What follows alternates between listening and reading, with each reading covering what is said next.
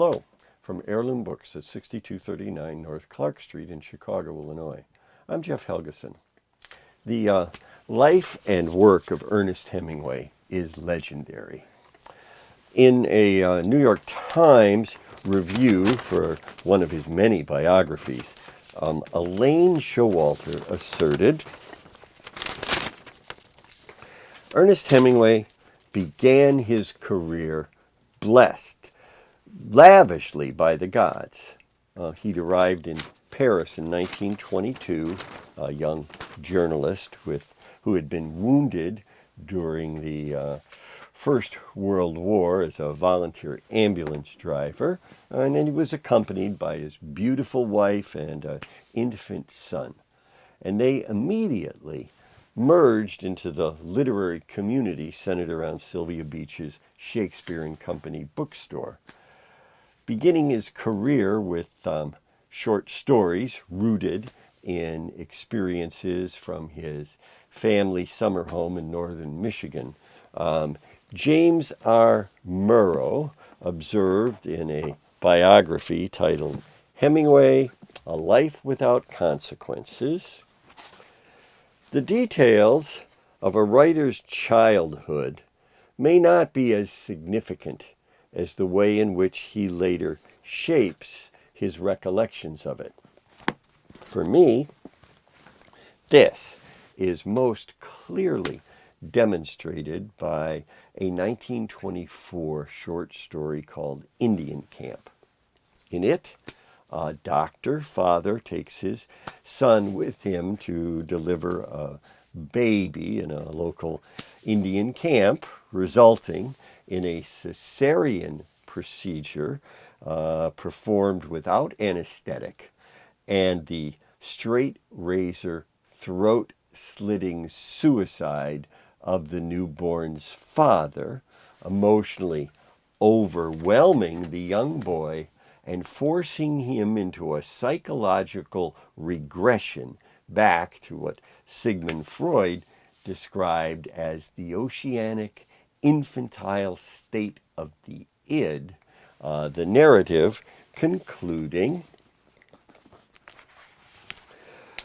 in the early morning, on the lake, sitting in the stern of the boat with his father rowing, he felt quite sure that he would never die. Throughout his life, Hemingway reformulated the insights he derived from experience into his fiction. Born in Oak Park, Illinois on July 21st, 1899, Ernest Miller Hemingway, according to Carlos Baker in an extensive life story of the author, was placid, well-behaved, and above all well-fed as an infant.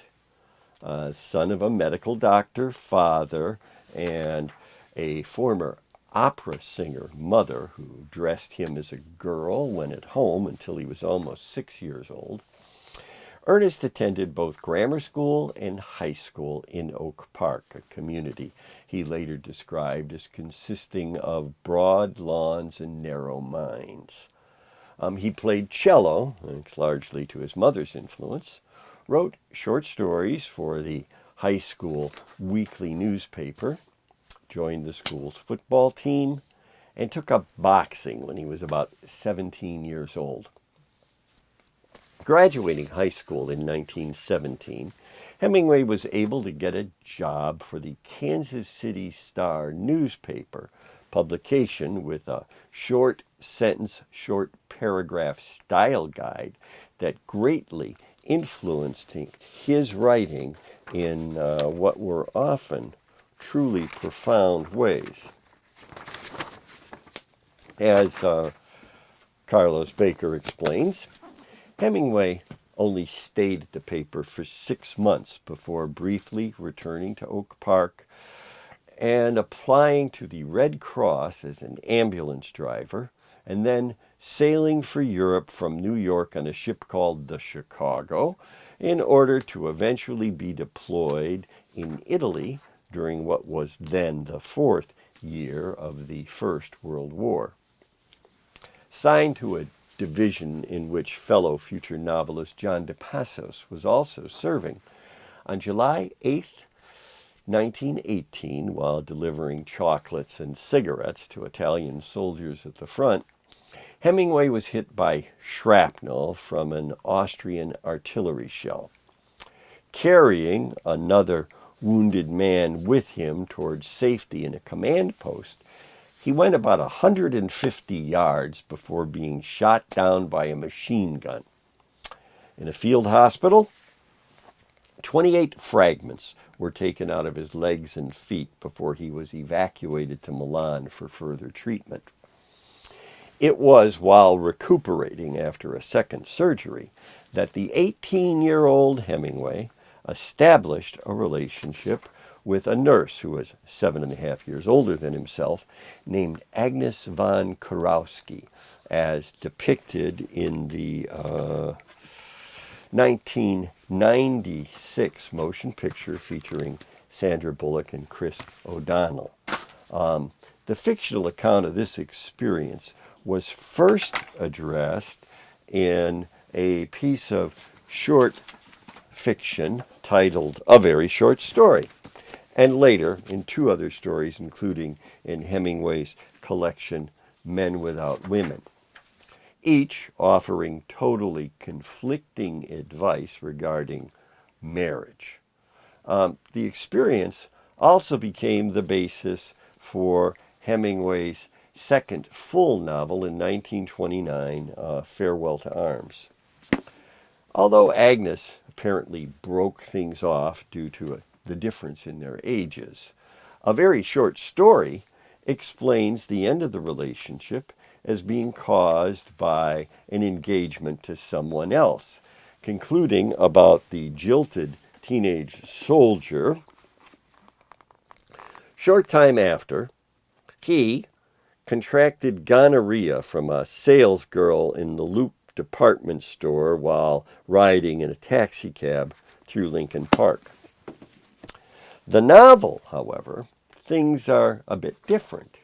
In A Farewell to Arms, an American lieutenant assigned to an Italian ambulance corps, Frederick Henry, after being wounded, falls in love with a nurse named Catherine Barclay, and they declare a separate peace, leaving the conflict behind, engaging in a bit of gender bending, and escaping to neutral Switzerland by means of an all-night rowboat ordeal where Catherine then delivers a stillborn child and dies from complications, while Frederick remained at her bedside and then walked alone in the rain to his hotel, obliquely echoing a description from the book's first chapter of soldiers marching in the rain with carriage boxes under their capes that bulged forward as though they were 6 months gone with child. Hemingway's return from war is also echoed in his short story, Soldier's Home, and then, more or less, with his real-life romance and marriage to another woman who was again about 8 years older than himself, as chronicled in his memoir of Paris, A Movable Feast, and also in 2011 within a novel written by Pauline MacLean titled The Paris Wife. After marrying Elizabeth Hadley Richardson, Hadley, in 1921, the couple moved to an apartment on Chicago's Dearborn Avenue, not far from the free speech havens of Bughouse Square and the Dill Pickle Club, that Sherwood Anderson, author of the short story collection Winesburg, Ohio, once described in the Chicago Daily News as a bright spot in our otherwise somber aspect of our town. Also, it was through establishing an acquaintance with Anderson that Hemingway gained letters of introduction to Gertrude Stein in Paris, as well as Anderson's publisher, leading to an exclusive contract for submissions of all Hemingway writing which the company would agree to print.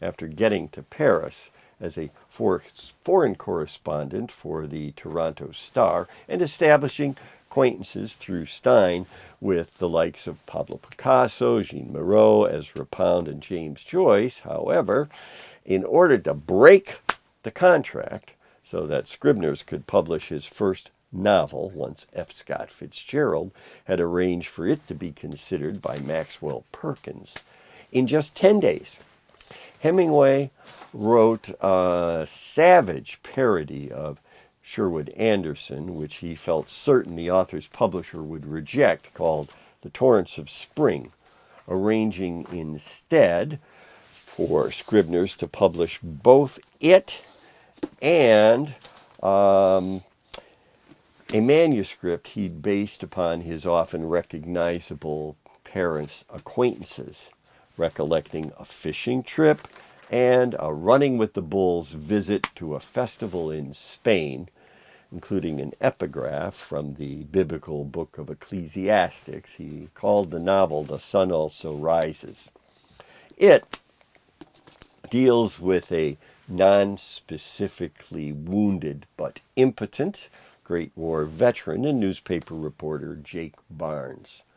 He's in love with a widowed Lady Brett Ashley, who was apparently based upon a socialite named Lady Duff Twinston, their romance being frustrated by Jake's circumstance, which was possibly a metaphor reflecting how the author's marriage might have interfered with the establishment of a new relationship.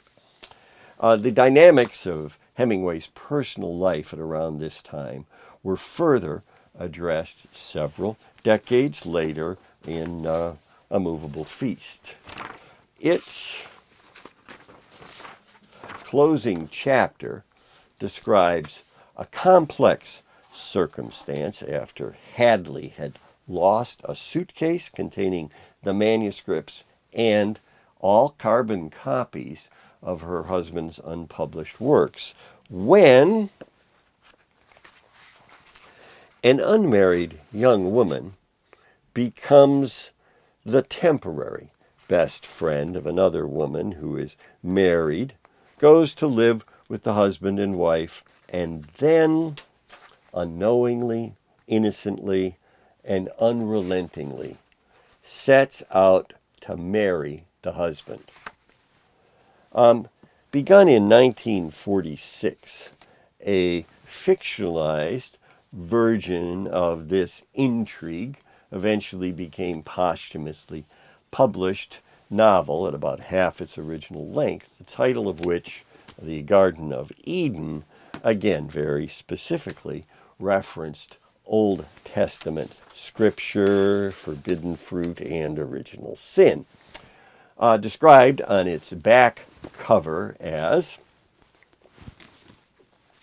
the story of a young American writer, David Byrne, his glamorous wife, Kathleen, and the dangerous erotic game they play when they fall in love with the same woman. The novel appears to have been based upon the relationship that developed between Hadley and Ernest with a wealthy, devoutly Catholic, Paris edition of Vogue magazine editor named Pauline Pfeiffer, who they came to know through F. Scott Fitzgerald, and who, 4 months following a divorce from Hadley, became the second Mrs. Hemingway. Interestingly, shortly after her new husband wrote a short story called Hills Like White Elephants, in which an unnamed American tries to persuade his girlfriend to terminate an unplanned pregnancy, Pauline became the mother of a son named Patrick, and later a second son, Gregory, who eventually transitioned to be called Gloria, and according to a Tribune article in 2001, died of natural causes in a women's jail following arrest for indecent exposure. It was with Pauline, at the possible suggestion of John Despassos, largely with the help of her family's money, that the Hemingways relocated from Paris to Key West, Florida. Then, as stated in a very brief Chicago Tribune item, around Christmas 1928,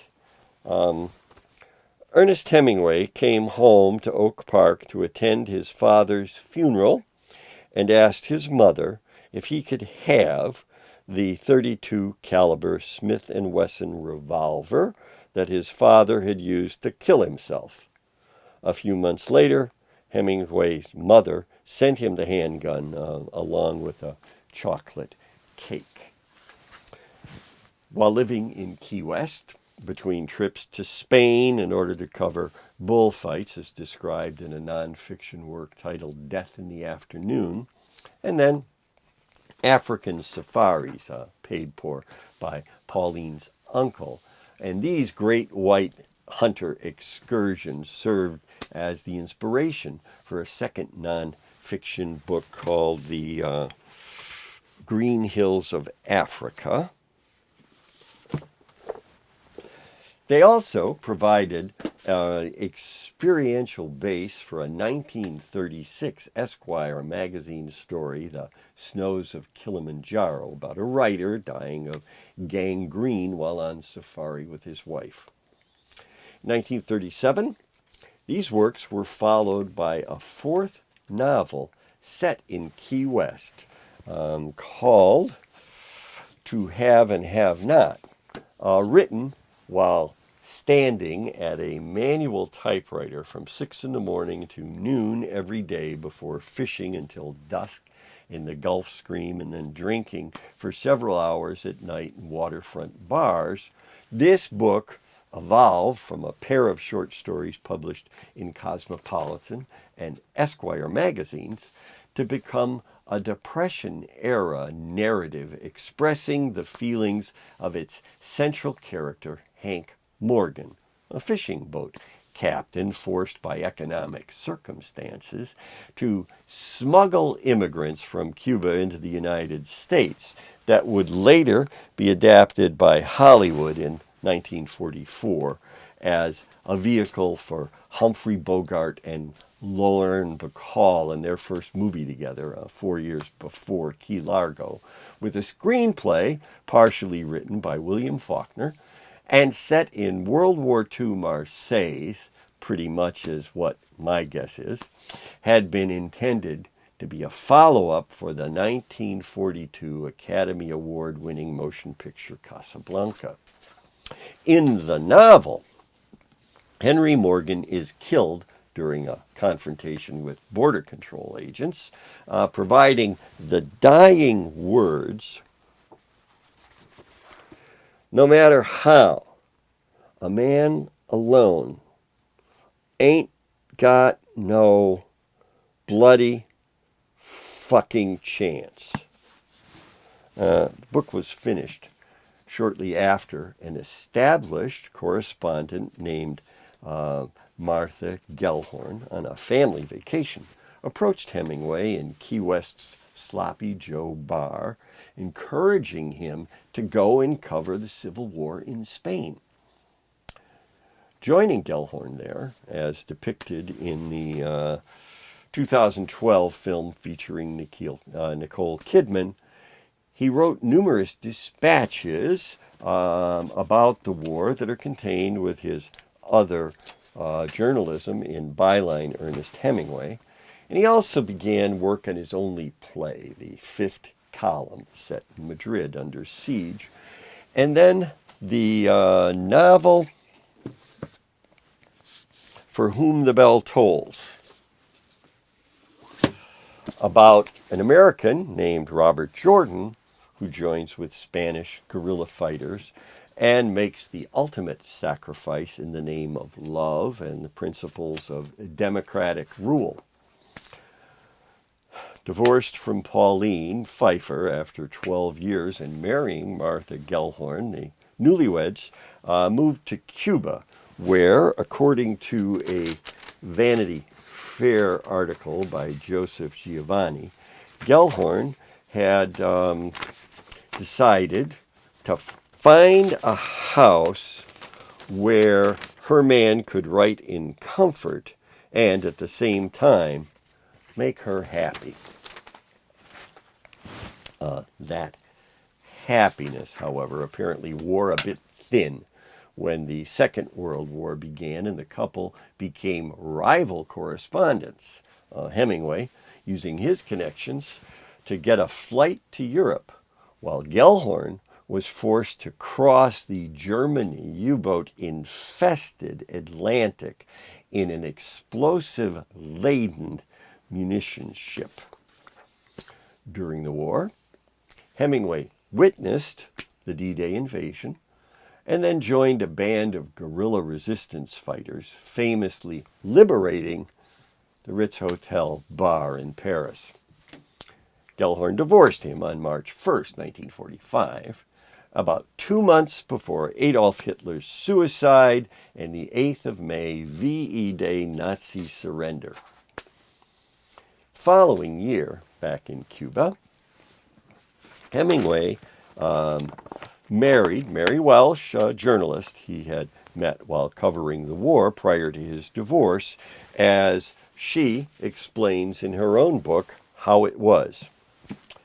Then, combining his recollections of the First World War and the ending period of the Second, along with an infatuation for an 18-year-old artist named Adriana Ivanich, to produce a novel called Across the River and Into the Trees, with its cover design done by Adriana.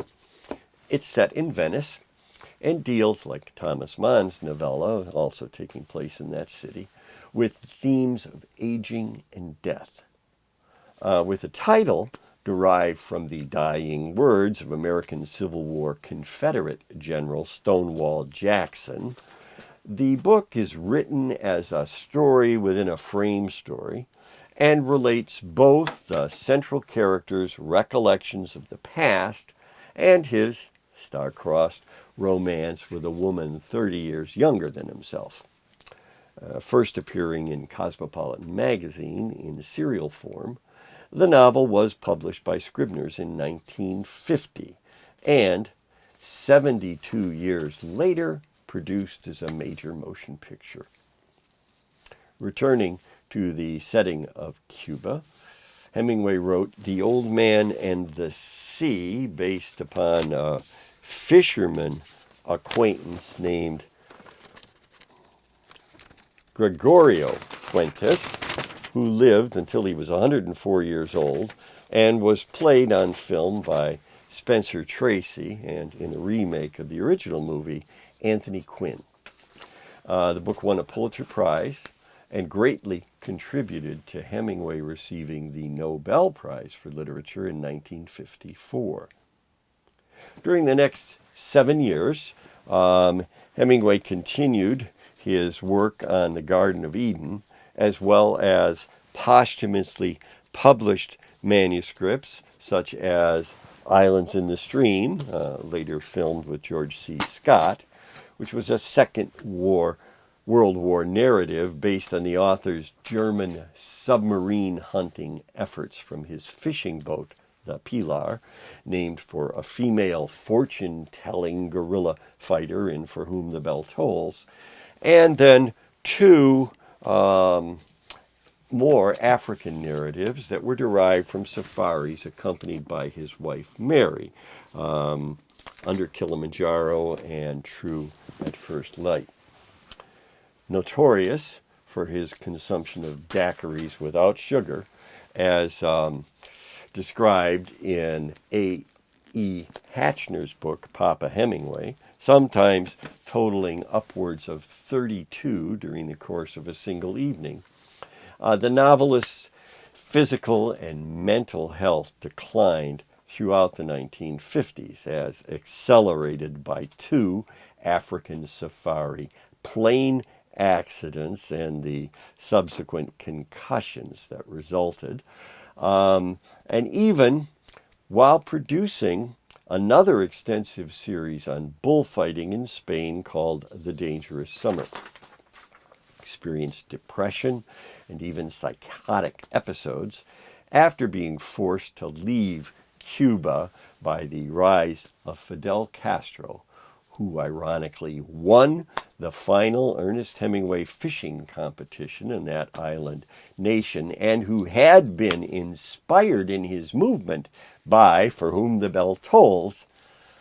Like his father before him, Ernest Hemingway committed suicide using his favorite double-barreled shotgun at his ranch in Ketchum, Idaho on July 2nd, 1961.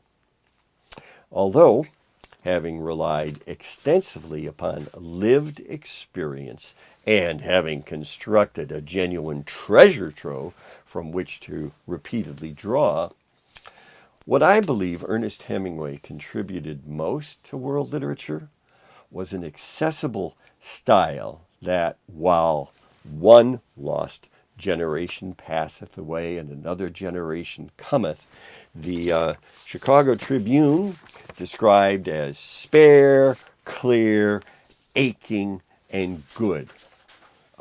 For example, from A Farewell to Arms,